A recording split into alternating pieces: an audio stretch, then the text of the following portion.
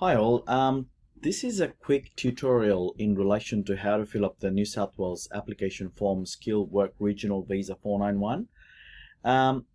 During our application process, we have had difficulties in relation to filling this application form by the clients. Hence, I'm making these small tutorials just so that it will help you fill up this form a more efficient way and more accurately, which means it will be a lot easier for us to actually apply for your visa application or nomination application, especially with the RDAs, without any hiccups. So to just kickstart, obviously you all have the copy of the form, which is a New South Wales application form, Skilled Work Regional Visa 491. I'm living and working in regional New South Wales. Now, doesn't matter which regional area you're in, it's basically the same form that you fill out. Now I'm going to take this one stream 1A application as an example because that's the one majority of you will be using it. But if there's a stream 2 criteria, I'll walk through that as well in this tutorial. Now the first part is the applicant details. That's fairly simple, but just at the top heading, if you click on the drop down list, you will see the RDAs that you're currently living in. You just select the right RDAs from the list. Now the expression of interest number, this is something that we have actually emailed you to double check your EOI, like with the PDF and the points test table. All you got to do is insert the EOI number there. Now the title, Mr. Mrs., your surname, obviously your given names, date of birth, your current visa subclass, expiry date, nominated occupation is the occupation that you have done your skill assessment on, okay? Not the occupation that you're currently working on, but the nominated occupation is the occupation that you have done your skill assessment for gender skill migration purpose. Telephone number, your best contact number, of course, your email address, your current address, your suburb, your state, and obviously it's New South Wales. Just put the postcode in there, okay? Now Department of Home Affairs, points test score, that's the total score that you have on expression of interest. That's the total score there, okay? Now with the details of family member to be included in your visa application is your subsequent entrant. For example, your partner, your child, and put the relationship here. That is a relationship to you is a partner, relationship to you is a child. Yeah, and it's fairly basic. Detail of authorized representative. Now my name is Nish, so my full name is Nishant. So if you put my title here, Mr. and NISHANT Nishant, SHARM is Sharma, and our business name, Professional Visa and Education Services, Mara 1568498. So you just got to put there 1568498. Telephone number is our 0290074409. Email address is my email, which is nishant@provisa.com.au. So that's my little details. The rest is all yours. Now moving on to part 3, which is the New South Wales nomination requirements. You have a valid skill assessment for your nominated occupation and your nominated you have a valid skill assessment for your nominated occupation and your nominated occupation. Yeah, I think there's a bit of a wording mistake there, but yes, of course you have valid skill assessment, hence you are lodging the general skill migration visa. You have lived and worked in your nominated occupation or at least last 12 months and in designated regional area for at least the last 12 months.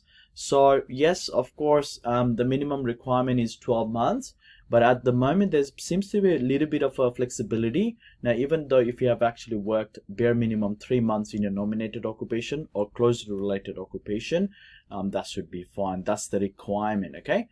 Now moving on, living and working in regional area, place of employment, that's your employer's address. When did you start working there? Your job title, your employer's full name, your employer's ABN details, employer contact person, employer email and phone number, and put a postcode of the place of employment as well. Now moving on, document checklist. This is very important part. A lot of people make a mistake most of the time. So please name each document so that it identifies the requirement that the document relates to. For example, passport biodata page should be labeled as passport. So obviously we have to provide at least one out of these documents here on the right hand side, which is usually it's a passport, but if you have other documents you can provide that to us as well. Employment in regional New South Wales. Now you need to this is a mandatory document where it says asterisk. For example, if you have offer letter, now a lot of people send us the offer letter that doesn't have any signature on the bottom. We understand if it's a generic, like for example, a bigger company, they have a generic offer letter that you can download from their portal, which may not have a signature, but that's okay, as long as we can identify it's a bigger company. Now employment contracts, a lot of employment contracts has also been sent to us where there is no dual signature. It's not a valid contract when there is no dually signed, like your employer and yourself. So please ensure with the employment part that you always have a dually signed letter. Pay slips is very important. Now often people ask how many pay slips did I need to send. Now when it comes to pay slips, just send us the couple of pay slips when you first started with this particular company, middle pay slips, and couple of recent ones, which means we don't want to bombard RDAs with a lot of pay slips. We just want to show that you've been working there. So all we need is this pay slips when you first started, pay slips in the middle, and then pay slips, the recent one, of course. Now the signed and dated reference letter from the employer on the organization's letterhead. So that's very important. Remember the word signed and dated. That's very important because we do get a reference letter where there's no signature from the employer. Now notice of tax assessment is not mandatory documents, but if you have, that'll be great. Now usually we will extract the ABN number from the letterhead, so that part you can leave it up to us. You can tick that as well. Other specify, so if there's anything that you would like to add, for example, you want to give out PAYZ summary, or you want to give out superannuation paper, you can actually specify that and tick that box as well. Now moving on to residency in regional New South Wales, this is mandatory where your bank statement should show the transaction that you are paying the groceries or rent or whatnot. This is also mandatory, the second part, which just says bank statements showing salary received. Now this is very important because sometimes people have two bank accounts where they put one just the income, another one is just for the expense, but we need both in this scenario. If you are doing income and expense from the same account, please highlight the salary in your bank statement, which will make it easier for assessor to look into your bank statement and efficiently close your application as soon as possible. Rental agreement and lease, that's good to have. Utility bills, good to have. Other bills, for example, your phone, internet. Your current visa is mandatory. As you can see, there's an asterisk sign. So tick on those mandatory things and provide us with the documents. Your driver license, your age proof card, and other specifies not mandatory, but it's good to have. Department of Home Affairs points test. This is where a lot of people actually make a mistake. Valid skill assessment. This has to be valid. Now, just to give you an example, if you're an accountant, the skill assessment is valid for 3 years. So make sure it's valid when we lodge this application. Australian Computer Society is 2 years, and if you're a registered nurse, it's valid for 2 years. So that's something you can check with the case officer who is lodging a nomination application. Now the valid English test is required unless the holder is eligible passport. Now that means you need to have valid English test. This will match with the Department of Home Affairs validity, which is a 3 years criteria. Evidence of being eligible for at least 65 points. Yes, of course you won't be able to lodge with 491 visa without having a 65 points, so you'll tick on that as well. Payment of online fees, just tick that for now, because a lot of payments will be made prior to the application with a lot of RDAs, but some RDAs will take a payment first and we can upload this later. Irrespective, just tick on that one. Applicant skills. Now first part is the English language ability. Now the English language ability, where you have English language test, which is you put down your PT or IELTS or whatever the other the test you have done.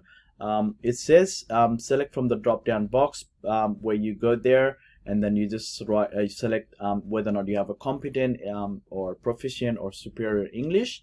Put down the date that you have conducted your test and put your scores down here. So make no mistake, it's very easy, that one. Education part, it just says the highest education, okay? And it says please select from the drop down box. Again, you can select from the drop down box here. You write down the course, your institution name, your course commencement date, and course completion date.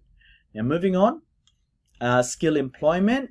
Now for example, this part only needs to be filled if you actually worked in your nominated occupation. If you haven't worked in your nominated occupation, there's no reason why you should be filling up this form. So this particular part, 5.3, if you are actually worked in your nominated occupation, for example, if you're claiming 10 points or 5 points for overseas work experience as a cook, and you have actually done your skill assessment as a cook, then you can put that in there. Otherwise, for example, you've done a skill assessment as a cook, but you're working in a supermarket as a customer service, you don't need to put that in there. Same thing with the Australian skill employment part as well. If you are working in your nominated occupation, for example, if you're an accountant, and if you have actually worked as an accountant for 12 months where you're claiming the points, it's better to include here. Now, this is the Australian skilled employment. So remember, this is the part that we need to fill out if you have actually worked in a nominated occupation and you would like to claim the points and so on. If you have not worked in a nominated occupation, there is no reason why you should be filling out this part there, okay? Moving on. Now your age, this is very easy. You choose the bracket, your age bracket, and tick the right box.